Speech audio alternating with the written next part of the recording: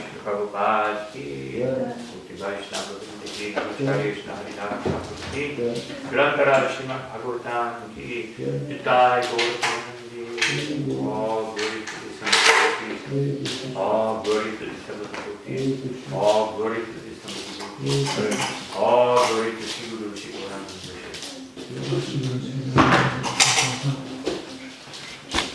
The other book is in the room, I forgot to bring it back in. Okay.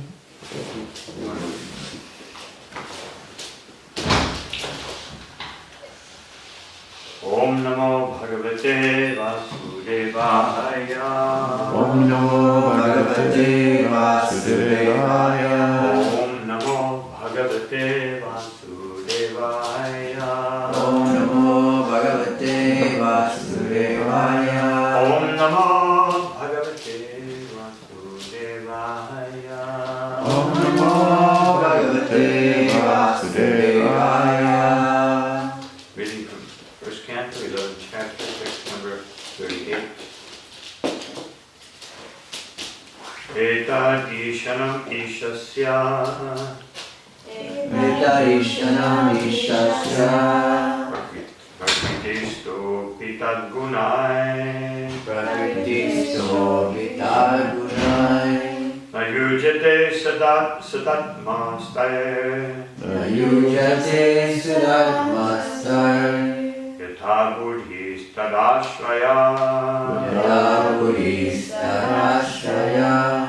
Etadishanam ishasya. Etadishanam ishasya. Prakritisto pitad gunai. Prakritisto pitad gunai. Nayujate sadatmastaye. Nayujate sadatmastaye. Yatha buddhis tadashraya. Yatha buddhis tadashraya. Being in contact with material nature. Being in contact with material nature. Api, in spite of, Tadgunai, by the qualities, Na, never, Yujate, is affected, Sada Atmastai,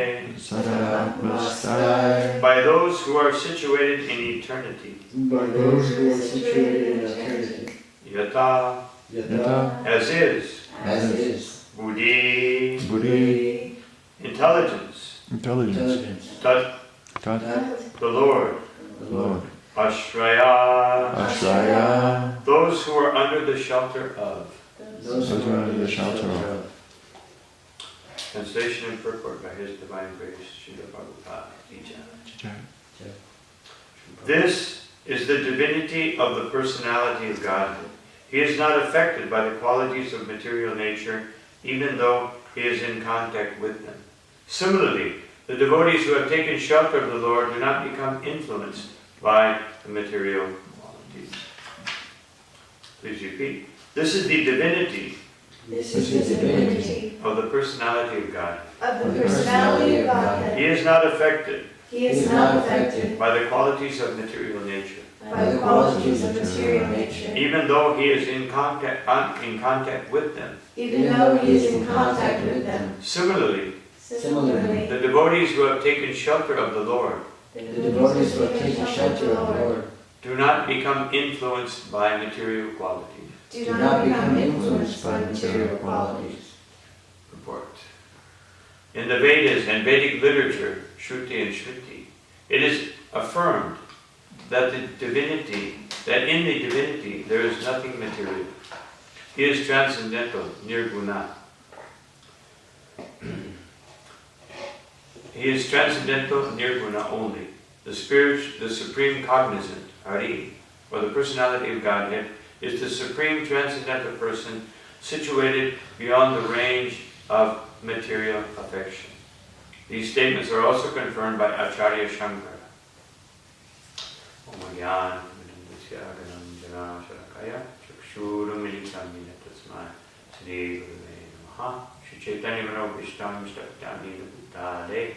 Swayam Upakatapayam Darati Shvasarantikam Nama Om Vishnu Padaya Krishna Pristhaya Bhutale Srimati Bhaktivedanta Swami Nityanamane Namaste Saraswati Devi Gauravani Pracharine Nirvishesha Shunivadi Pastyati Deshitarine Jai Shri Krishna Chaitanya Prabhu Nityananda Shri Aditya Radha Shiva Shari Gaur Bhaktivinda Hare Krishna Krishna Krishna Hare Hare Hare Rama Rama Rama Hare Hare.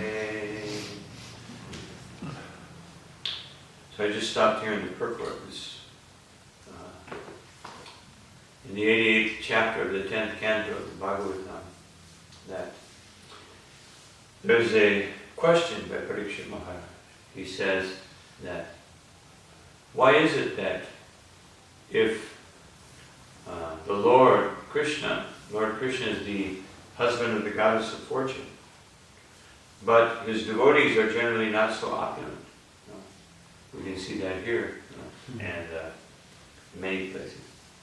But Lord Shiva, who's a renunciant, who's always practically wearing nothing, sitting under a tree, meditating all the time, but yet his followers have great opulence. So he said, this seems contradictory. And so Shukadeva Swami explained that Lord Shiva is the controller of all the 16 lingas, otherwise the 16 different points of creation in this material world, and therefore he can give anything material. And Krishna, he can give more, but Harirhi Janinuga Paramam Purusha Prakriti Paramam, that he is Lord Hari has no material qualities and has nothing to do with this material world, and he is beyond, he's transcendental. So therefore, he wants to bring his devotees to the greatest opulence, which is transcendence. So he doesn't want them to be distracted by material opulence. So only those devotees who are not distracted by material opulence will get real opulence in this world. And therefore, Vishwanath Chakravarti Thakur, when he comments on that, and also Jiva Goswami, he said, a devotee should never think that because of their devotional service, they are getting material opulence to enjoy this world. It is only for serving Krishna, and only if they have that conviction will that opulence come. And if it comes by another means, it means that it is simply karma, and one should protect his karma by using it. Otherwise, one should eliminate his karma by using it carefully in the service of the Lord, and then real opulence will come. But it is the greatest illusion. It is the greatest illusion to think that by doing devotional service, now Krishna is rewarding me. Krishna doesn't reward people materially for something that's spiritual. Just like Carla was saying yesterday, don't mix the spiritual with the material and think that it's interchangeable. Although ultimately everything comes from spirit. But even Lord Shiva, he comes from Vishnu. Just like the example is given that. Just like yogurt comes from milk, but you can't make milk from yogurt. So it takes the transcendental vision to see how matter is actually coming from spirit. But only if we very carefully use every aspect of matter for spiritual purposes does it become spiritualized.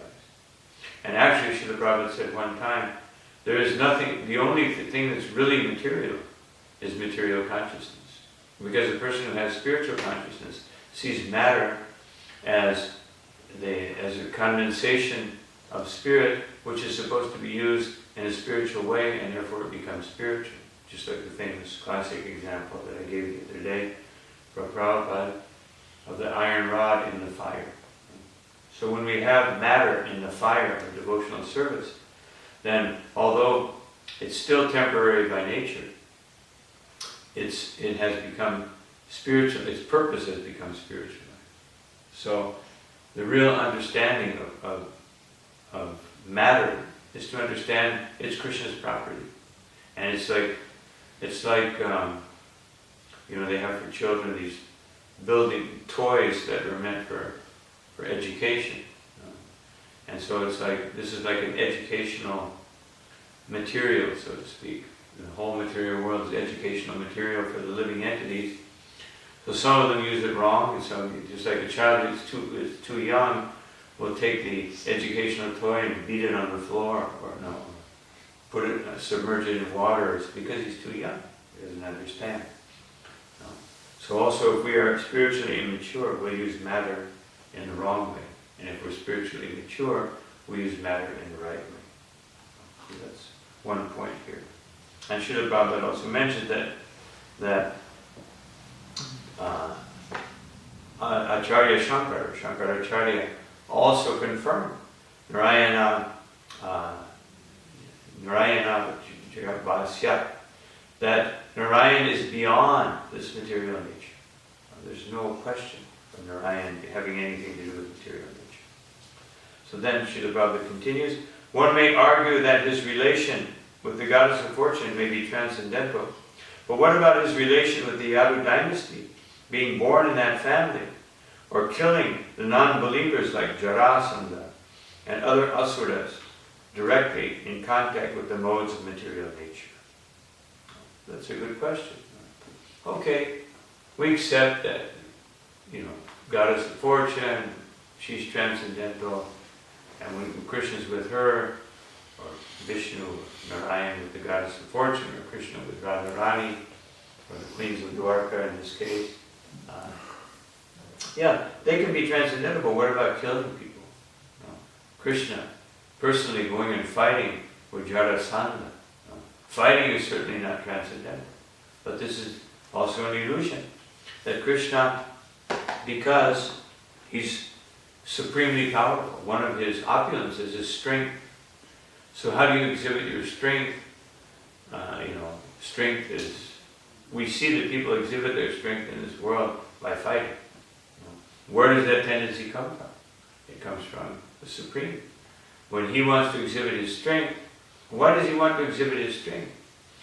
In Goloka Vrindavan, he exhibits his strength by making the other devotees stronger. He exhibits his predominance over others by being predominant. That's in Goloka Vrindavan. But in Vaikuntha, Krishna wants to demonstrate, he's seen as the most powerful, the most opulent. And therefore, sometimes he comes to, but who is he going to fight with? Like Krishna wrestles with his friends in Goloka Vrindavan, but that's all play. But the relationship in Vaikuntha is a little more formal. So it's not like the Lord goes and wrestles with his devotees there.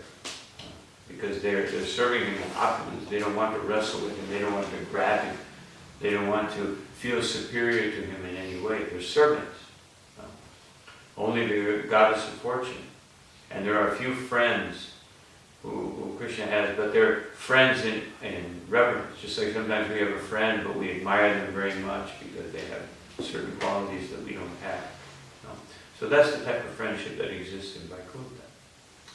So when Krishna picks his devotees, Jai Vijay, or Jambavan, Krishna fought with Jambavan when he came, to exhibit his strength. So this fighting spirit, and then he does it because he promises, that Paritranaya Saranam Vinashaya Chaduskritam, that I will personally come to eliminate the Duskritas, or the impious persons. So sometimes he even fights, although generally even the battle of Kurukshetra, he didn't fight. He generally didn't fight. He killed big demons, but that was just to liberate them, so it's actually his mercy. So his fighting spirit, whatever Krishna does, it's always the ultimate end, or the ultimate result is mercy. Mercy and compassion. So, now Srila Prabhupada explains, the answer is that the divinity of the personality of Godhead is never in contact with the qualities of material nature in any circumstances. So here we see the word, very important word, the qualities of material nature. Otherwise, we should very carefully study how Srila Prabhupada uses his wording in his purports. So the qualities of material nature never touch him. Although he may be inside of material nature, but they never touch him. Just like Krishna says that Nachaiva Satvikas Bhava Rajasas Tamasaschaye Matta Eveti Tan Vidhi Nattvaham Nattvaham Teshu Te Mahi. That these three modes of material nature, they're actually coming from me. But I have nothing to do. Anyone who really knows and understands things, that although they are within me, I am not within them. And then he says later on in Bhagavad Gita, that later on in the 9th chapter, that idam jagat sarvam jagat avyakta murtina matstani sarvabhutani nachaham teshvavastutaha. That although the whole material nature is pervaded by my impersonal feature, in my personal feature, the living entities are within me, but I am not within them. So when we wait a minute, what about Paramatma? But he's speaking from the point of view of Krishna. So from the point of view of Krishna, Krishna is not within all the living entities. He's within his devotees. No, but he's not within all the living entities. He says about his devotees, and he says that later on in the same chapter, that Samoham Sarvabhuteshu Nami Dveshustina Priyaha, that I don't favor anyone, nor am I against or unfavorable to anyone. But Ye Bhajanti Tame Bhakta. But whoever is my devotee, my Tatesha Chakyaham, I am within them and they are within me. So this is on the basis of loving relationship. Yes, Krishna's within them, they're within him. On the basis of being Brahman, or on the basis of being everything that exists, yes, everything is within Krishna. But in the form of Krishna, he's not within everything. And then he says, Nacha Matstani Bhutani. But at the same time, the living entities aren't within me. Now he's becoming more personal. No. Now, as Krishna, no, they may be within me as Brahman, but as Krishna, they're not within me. He wants to clarify that. Pashyame Yogam Aishwaram. Just see my yogic opulence. This is here later, just in a few more lines, he says, he's Yogeshwar. So just see my opulence. You know, that Bhuta Brin, Na Bhuta Sto. That although I maintain all the living entities, no, but how does he do it? Through his energies he does it. But they're not personally situated within me. Although Mamatma Buddha Bhavana, but all, because I'm the very source of creation, so you can say that everything's part of me. This is my yogic opulence. Everything's coming from me, but everything is not within me. Otherwise, Prabhupada gave the example that sometimes a very wealthy man, he may own, a wealthy person, they may own so many things, but they don't have to go personally to the factory. No. They have energies, or they have representatives that go to the factory and make sure everything is going on. So these are some of the classic examples of Srila Prabhupada. He is known, therefore, as Yogeshwar, or master of mystic power, or in other words, the all-powerful. Even his learned devotees are not affected by the influence of the modes, of the material modes. The great 6 Goswamis of Vrindavan all came from greatly rich and aristocratic families. But when they adopted the life of mendicants at Vrindavan, superficially they appeared to be in wretched conditions of life. But factually, they were the richest of all in spiritual values. So, Such Mahabhagavatas, or first grade devotees, although moving amongst men, are not contaminated by honor or insult, hunger or satisfaction, by sleep or wakefulness, which are all resultant actions of the three modes of material nature. So this is, it mentions the sixth Goswami, the Srinivasacharya. He says that Tvaktaturnamashesha Mangalapati Shvenim Sadatu Chava. Although they came from Asheshala Mangalapati Shvenim. Shvenim means great circles of great personalities. Mandalapati means the controllers of society. They came from the families of controllers of society, but they gave it up as something insignificant, as Prabhupada uses the example of going to the bathroom. No one is overly attached to such things. No, they give it up. No. And then Bhukta Dina Ganesha Ka Karunaya Kaupina Kanta Shrito. And what did they do? Why did they give it up? Bhutva Dina Gana. The Dina Gana, those who are unfortunately situated in this material world, conditioned by material nature. No. Ishaka Karunaya. They wanted to show great compassion, and therefore they dressed in a simple loincloth with kanti mala and a simple chadar at the most. That's all they had. When Sanatana Goswami arrived to see Sri Chaitanya Mahaprabhu, he had given up everything, his gold and everything. He gave it all up. And he arrived there as a renunciant. But someone had given him an opulent chadar. So he was sitting before Chaitanya Mahaprabhu, and he noticed that Mahaprabhu was looking a little disdainfully at his chadar. And he realized, oh, I'm a renunciant and I have this very opulent chadar. So he went to the marketplace and he saw an old beggar, and he said, I'll change my chadar for yours. First the beggar was like, what, this is some kind of trick? No. Who's going to give a beautiful silk chadar for this old, tattered, cloth that I have? Okay. Changed, and he came back and Mahaprabhu smiled. Now you've understood. So, of course, sometimes we have to use opulence, even when we're in a renounced condition, but generally speaking, this is the example of the sixth Goswami.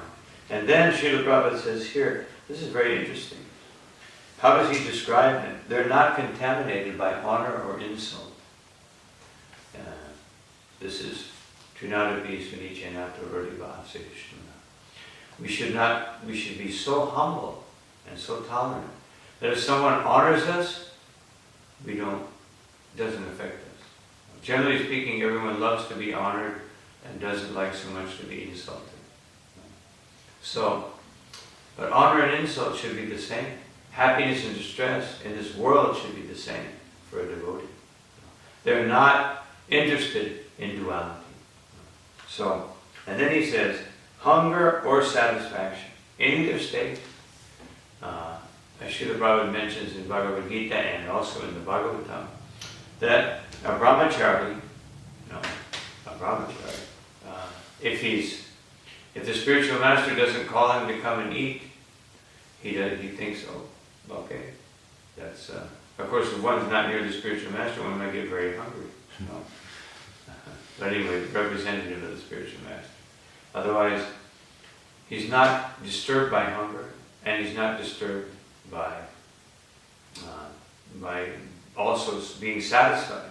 Because being satisfied in this world is a disturbance for a pure devotee. Devotees don't want to be materially satisfied. Although material satisfaction may come, they're not attached to it. Just like Priyavrata. Priyavrata didn't want to be the emperor of the universe. But because Swami Manu was insisting on it, And then Lord Brahma, because Swayambhuva, Swayambhuva was thinking that Priyavrata is being instructed by Narada Muni. How can I compete with Narada Muni? Narada Muni is telling him to renounce this world. I want him to be the controller of the universe. No. We have trouble running a temple with few people in it. Like it's a big challenge. Imagine having to run the universe. Being in charge of the universe, to make sure everything is going well in the universe. So that's not an easy job. So and then Narada Muni is saying, just meditate on the Supreme Lord and feel transcendental bliss. So meditate. So, but then Lord Brahma came and said, one should do one's duty and not be attached to being satisfied or dissatisfied. So then he understood and he accepted. So as being king, he had to accept material opulence. Prahlada Maharaj also, he begged Lord Nrsimhadeva, just allow me to serve your devotees. Just allow me to always be associated with your devotees so that I can maintain my purity. Because he was thinking I was a demon. And somehow or another, by your mercy, I have become a devotee. So let me always be in the company of your devotees so that I can always remain purified. But then Lord Nrsimhadeva said, no, you're not asking for enough. I'm going to give you a kingdom, and you're going to enjoy it, whether you like it or not. Now, if anyone said that to us, they'd say, hey, okay, fine with me, bring it on. No. But Prahlad Maharaj he was thinking, well, okay, I'll have to enjoy this world. Or Kardama Muni. He was living under a tree with his wife Devahuti. But then he saw it, and he was perfectly satisfied by just whatever happened. But then Devahuti was getting, she was a beautiful princess. And then all of a sudden she's getting thin, her skin's getting wrinkled, and her face is, but she was so pure that she didn't want to ask for anything. But then she thought, my husband said that he will leave me, and he's a renunciant. He should leave me. Why does he want to be with me? And so she thought, but in order to leave me, he has to have a son. But in order to have a son, he's not going to be attracted to unite with me if I'm like this.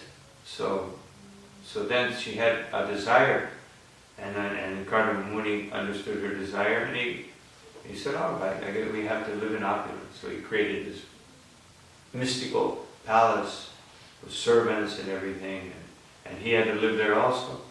But he remained renounced. Or Sudam Brahman, he remained renounced even though he had palatial buildings, lakes and rivers all belonging to him. But he remained perfectly renounced. So this is being free from hunger and satisfaction by sleep or wakefulness. We're not disturbed by these things. We have to sleep, we accept it. And wakefulness, we're not disturbed. Some people are very disturbed by wakefulness. They want to sleep 10 hours a day, 12 hours a day. They're very disturbed by wakefulness. And all these things are the resultant actions of the three modes of nature. So otherwise Krishna is not affected by these things, and his devotee is not affected by these things. Devotee is never affected by the three modes of nature, although he lives within them. Now here comes something a little more difficult to understand. Similarly, some of them are engaged in worldly dealings, yet are unaffected. Now, I just gave some examples. Unless these neutralities of life are there, one cannot be considered situated in transcendence. Otherwise, to be considered that one is situated in transcendence is not something that you self-label yourself. Oh yeah, I'm a devotee. I come to the temple, I have Kantimala, I have Tilak, I have this, or if you're in Krishna West, you may not have those things, but you may have other things. So, not by the external trappings, or not by activities that I may perform for Krishna, although these are beneficial for spiritual advancement. They don't necessarily situate you in transcendence unless you're free from the duality. You're still not, you may be situated in transcendence in the sense of obeying the orders of the spiritual master or the representative, you may be situated in some degree of transcendence, but you're not perfectly situated in transcendence until you transcend these dualities. So that's the point that Srila Prabhupada is making here. Now here comes something a little more difficult to understand. The divinity and his associates, Srila Prabhupada is calling Krishna the divinity, and his associates are on the same transcendental plane, and their glories are always sanctified by the action of Yoga Maya, or the internal potency of the Lord. The devotees are always transcendental, even if they are sometimes found to have fallen in their behavior. The Lord emphatically declares in Bhagavad Gita 9:30 that even if an unalloyed devotee is found to be fallen due to a previous material contamination, he is nevertheless to be accepted as fully transcendental because of his being engaged cent percent in the devotional service of the Lord. So that's a little difficult to understand. An unalloyed devotee, meaning someone who is perfectly 100% situated in transcendence, may be found to be in a fallen condition. Now what does that mean? Well, we have, then again, Prabhupada gives as an example, Jai and Vijay, although he says very clearly that their fall down is not like an ordinary fall down. But sometimes a devotee may have come to perfection, may have actually achieved perfection, but there's some remnants from the previous activities which may affect them. And it may, just like in the Upadeshamrita, that Rupa Goswami says that even though the Ganga may have foam on it, it's still the Ganga. So, and even though a devotee may have remnants, like some people, their disposition, even sometimes we find it, very purified devotees, their disposition may be a little, difficult to deal with. They may be a little harsh, or they may be a little, But if they're cent percent, now this is a very important thing, cent percent, 100%. If they are 100% engaged in devotional service and free in that devotional service, they are free from the influence of the modes of nature. But there's some little interference that may have happened. We should not judge them. Sadhu deva samandavya, Krishna says, we consider them to be saintly, even though there may have been some slip. The Lord protects him always because of his rendering service unto him, and the fallen conditions are to be considered accidental and temporary. They will vanish in no time. So, this is Srila Prabhupada's purport. Now this doesn't justify what we just read. Doesn't justify that we willingly participate in activities that are not favorable for devotional service, but sometimes due to the influence. It's like we see, especially those who are engaged 100% in devotional service by the mercy of other devotees.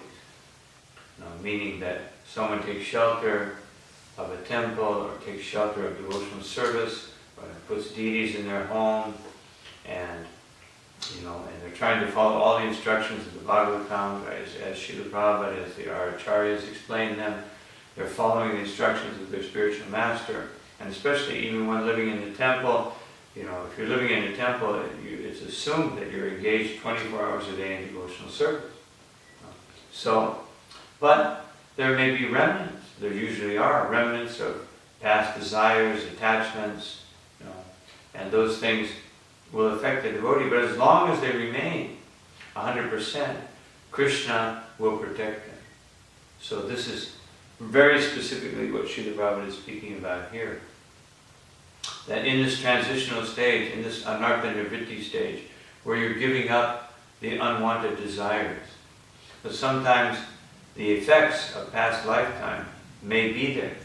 one has to tolerate those effects and continue the devotional service. And of course it says later on in the 11th canto, 20th chapter, one of my favorite pairs of verses, 27, 28, it says that even though a devotee must, if they have faith in me, they must understand that all material activities will lead to misery. But even though they understand that, sometimes there may be the desire to enjoy this world. Now we're talking here about, grihastha life type enjoyment, and but maybe something else, but basically speaking that. But every time they enjoy, they again remember that the deleterious effects of material nature are very dangerous, and therefore they regret. Why did I do that? At least that much should be there. Why did I do that? That was foolish. Oh, Krishna, help me overcome this. Not like, that's okay, no problem. Then if we have that attitude, no problem. If there's no remorse. But of course, it's mentioned in the purport of those verses that one should not be so remorseful that one becomes disillusioned and wants to just give up devotional service, becoming hopeless. There should be a little bit of regret, at least. And of course, there may be a lot of regret if one is actually advanced and having tasted the service of Krishna and feeling that somehow or another I've strayed from that devotional service. So there may be a great degree of regret. But there should not be so much regret that one becomes, disappointed, or one just feels so hopeless that I don't want to continue serving Krishna. One should never become that dismayed. So these are all very important points. And the main point of this verse is that the Lord and His devotees are always above material nature, but the devotees will appear to be more situated in material nature because Krishna is, killing demons, performing miracles, jumping off a mountain that's 88 yojanas high. We can't do that. We can't even jump off a cliff that's 50 feet high, what to speak of 88 yojanas. And Krishna can lift up Govardhan. Obviously, He's transcendental. He can marry, as we read yesterday in the purport, He can marry 16,108 wives. We can't do that. Someone may try, but they probably wouldn't get beyond 2, and then they would end up with none. A few devotees have tried that in the past in our ISKCON movement, because that was the original system, and it didn't work. In almost every case it didn't work. Very difficult. So, the point is that a devotee, it may be more difficult to see the devotee's transcendence because they have a material body. Krishna doesn't have a material body. Krishna has a spiritual body. His body is all, he says, prakritim istam vadishtaya, that my body is always beyond the modes of material nature. It's always beyond the effects of it. But a devotee takes a material body, except for certain associates of Krishna. They also come to this world with a spiritual body, like the gopis of Vrindavan. They don't, when they descend with Krishna, they don't descend in a material body and then somebody has to bury them or cremate them. No. They actually come in their spiritual bodies and they leave. Even sometimes a material body becomes spiritualized, like Dhruva Maharaj.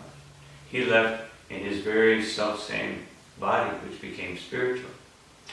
That Krishna can do. He's the supreme mystic, as we just read.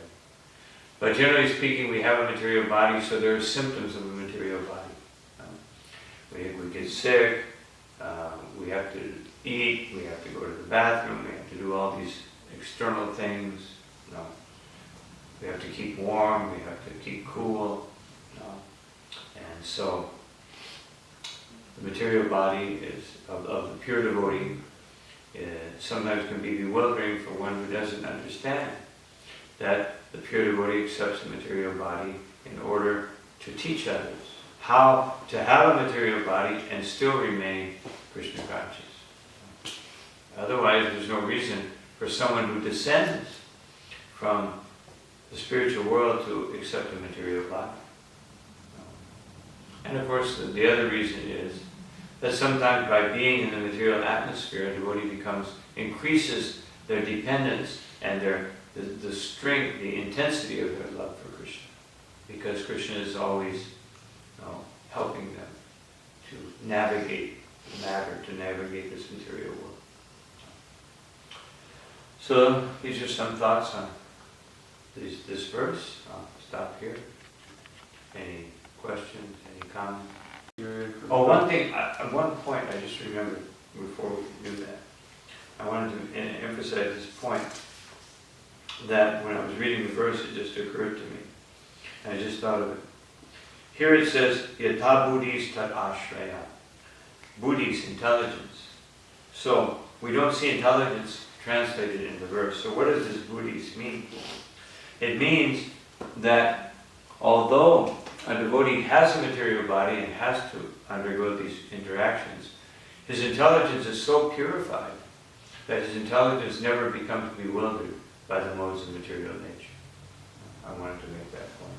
And therefore, it says yatha buddhis. That is spiritual intelligence. And what is that spiritual intelligence? Tesham satati tanam vajitam tipurvakam dhami buddhiyogam tam yenamam upayantite. That the devotee, when they're fully dedicated to devotional service and with love, with loving devotion, then Krishna gives them the intelligence now to come out of material nature. In other words, he gives spiritual intelligence. So that's the type of buddhi that we're speaking about here. Oh, I'm sorry. Remember that point is that I just glanced up and saw the buddhis again.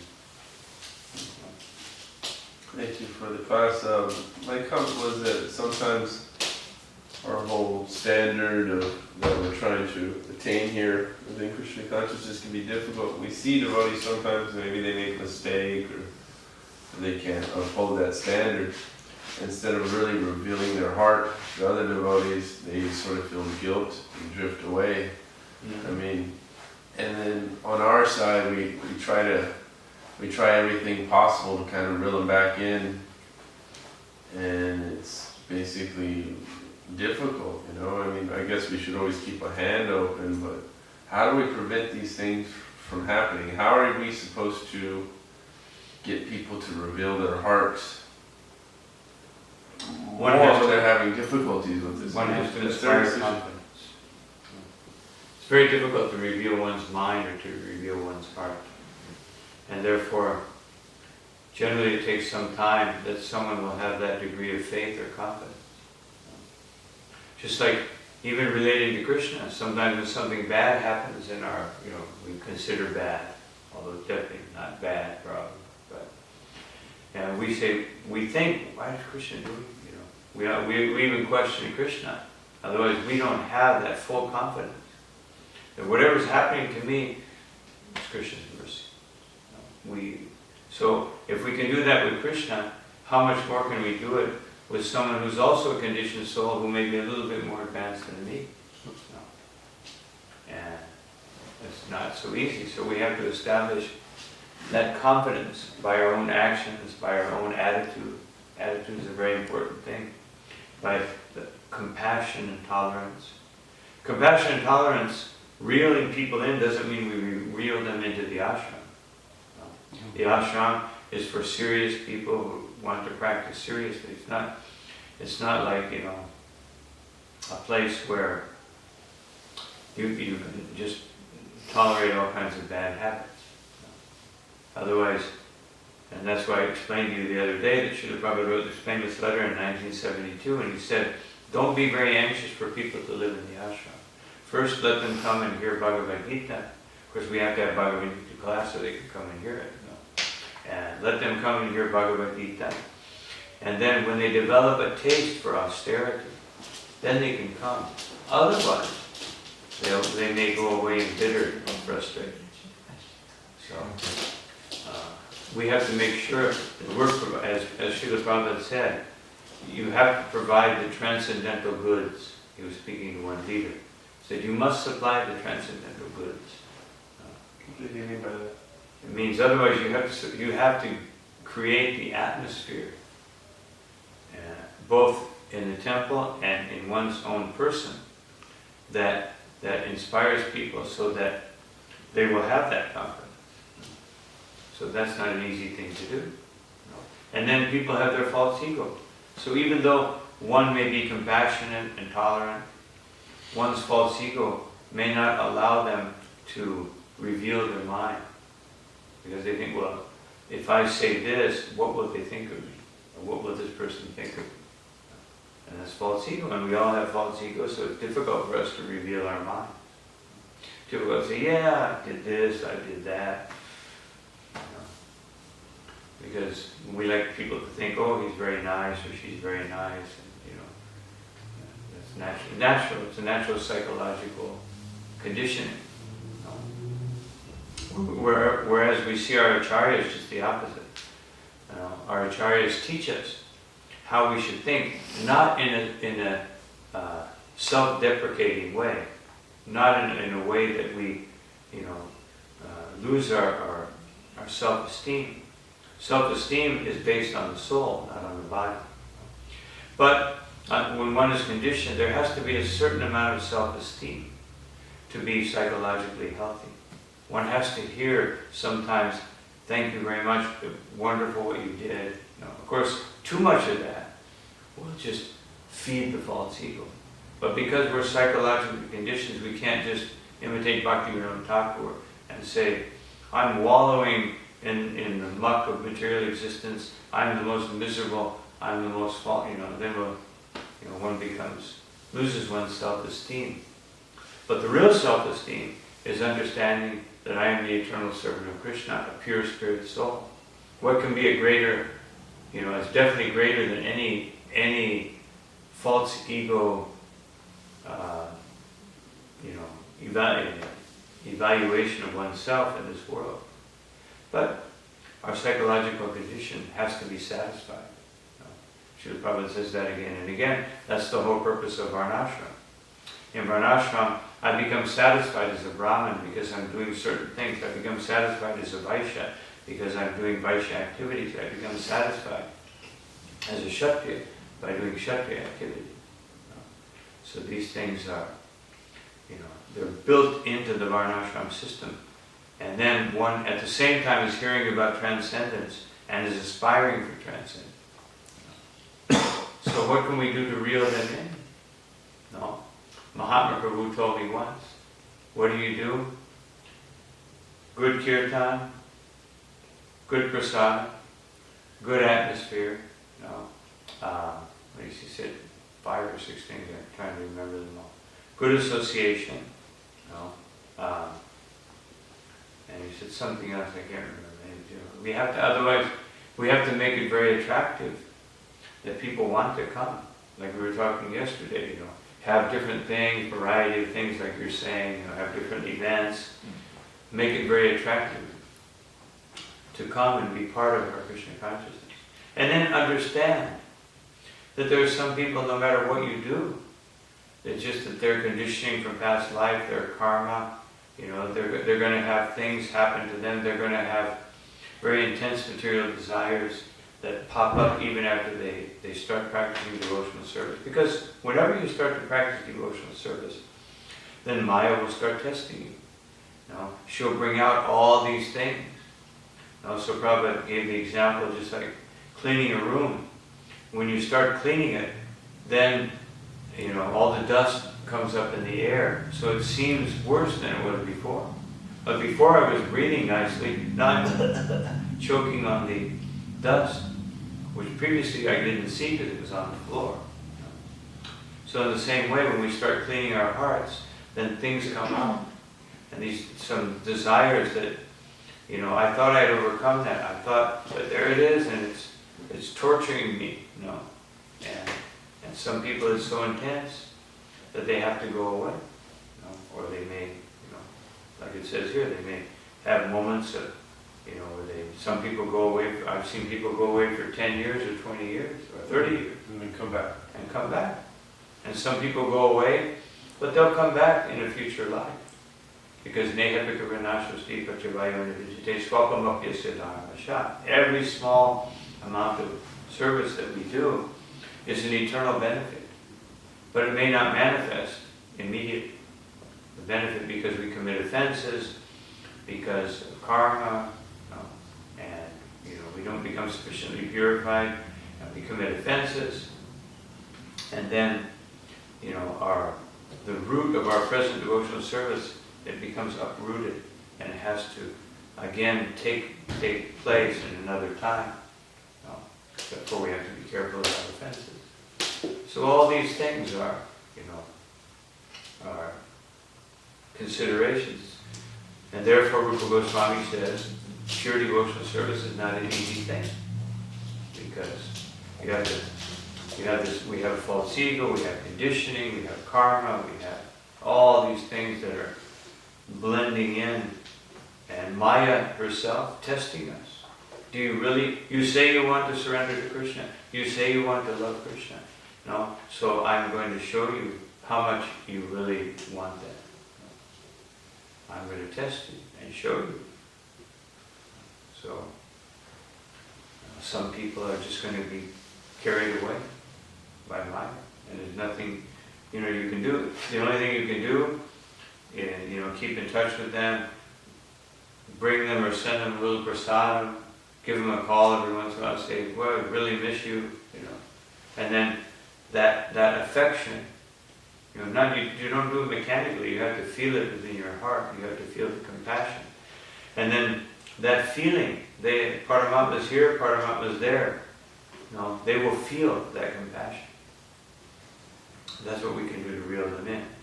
But if you just do it officially, I'm supposed to call everybody every Tuesday and tell them that I really miss them, but actually they're really a nuisance and I would prefer that they're not around. So if that's our consciousness, then Paramatma will tell them, don't go. But if they feel there's real compassion and love coming from our heart, please, come back. We really miss you. And then you may think, well, even though he does this and that, but still, we really miss you because you're a devotee, because you're trying to give your life to Krishna to some degree. And that's what it means to have compassion. Compassion means that our desire to bring someone to the lotus feet of Sri Chaitanya Mahaprabhu is greater than any personal consideration. And when we feel that way, then it's easier to reel people back in. So it's not an easy thing. And the main thing comes from us, not from them. We have to be really prepared to feel that and feel that sense of duty and obligation to Mahaprabhu and his desire that everyone take shelter of his lotus feet. Yeah, because within us, with myself, it creates a lot of kind of frustration or pain, sadness when you see people go away and then they're just wasting away time when they can be gaining so much more on this side of things. So there's that sense of lamentation or all these other negative feelings for the right reason, but they creep in sometimes and you're thinking, what can I do? And there's a part where we can be compassionate, but there's that other part, like you said, where we just have to, pray to Krishna, and they'll come back when they come back. So it's finding that proper balance by realizing, okay, I've done what I can do. Now I can just kind of pray for people. Well, you can pray or you can call them up. Yeah. Well, I mean, when you call someone, you don't have to call every day. You can call once a month. Yeah. Say. Timing. And if they don't want to hear from you, they just won't answer. They'll block you or something, And then you just wait till they unblock you, or you may be blocked for the whole lifetime. Unfriended. Or somebody that knows them. Say, can you take a little Mahaprasad with so and so? Yeah. Just it takes 20 seconds. Give this Maha. And when you see them again. So that's the way we try to help others. Yeah. Well, I have a question and then I have a comment / question based off of that line of thought. I noticed from hearing a lot of people's stories about how they discovered the ashram and things like that, or how they discovered Krishna consciousness and what for, that it's usually when they've had something happen in their lives that's considered like a material tragedy, addiction or loss of a home or things like that, where they're going through some sort of material struggle. And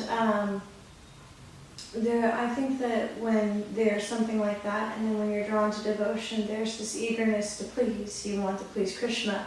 You want to, show that devotion. And when sometimes an ashram or even a temple or a church or anything like that can be a totally new and unusual experience for a lot of people. And so a lot of people, like you said, the self-esteem comes from the spirit. Well, their spirit is very weak at some points, or at least they feel that their spirit's very weak, and it's in this shell of mine where they feel so rattled, and they're so self-conscious that a simple comment can make them feel judged and horrified and like, oh my gosh, I walked in here with my shoes on, and so I've offended everybody, and I should just hide my face and not come back. And I think that in my mind that could be part of it, and I was wondering, in your opinion, if that's the line of thinking, if it's, because I noticed there seems to be a certain level of emotional vulnerability that a lot of people seem to have when they come to Krishna consciousness, because a lot of the stories that I hear are similar to the stories that I heard from people when they were going to, I hate to make this comparison, but going to AA. When I was living in a homeless shelter, the people who were in the homeless shelter that were going to AA or struggling with drug addiction, their stories are almost exactly the same as the stories of people when they, basically have that divine moment. So that's part one, related to people leaving and not coming back because, they broke a rule, or they feel like they broke a rule. There's an example that Srila Prabhupada gave. When he first went to see his spiritual master, he sat down on the same level as Bhakti Siddhanta. You're not supposed to do that. You're never supposed to sit higher than a superior. But Prabhupada really didn't understand that, But Bhakti Siddhanta Saraswati Thakur didn't say anything to Prabhupada. But then there was another man who would come many times. He was a very wealthy man. And he said, Baba, don't think that because you're wealthy you can buy me. No. And the man understood. He sat down, and Prabhupada looked, and then he understood that, I shouldn't be sitting like this. But then he said, next time I came, I sat down. So devotees have to be sensitive to the newer people, and that they may not understand things, and not try to impose rules and regulations on them. But as Prabhupada said, and of course not only Prabhupada said, but the Padma Purana says, and Rupa Goswami says, first get a taste for chanting. First become happy by chanting Hare Krishna, then they can understand the rules and regulations. Of course there are certain things but we have to say it in such a way that people don't feel like they're doing something wrong. Any normal person who's not hypersensitive can understand if they walk in with the shoes and say, excuse me, we don't use shoes here, and then you explain why.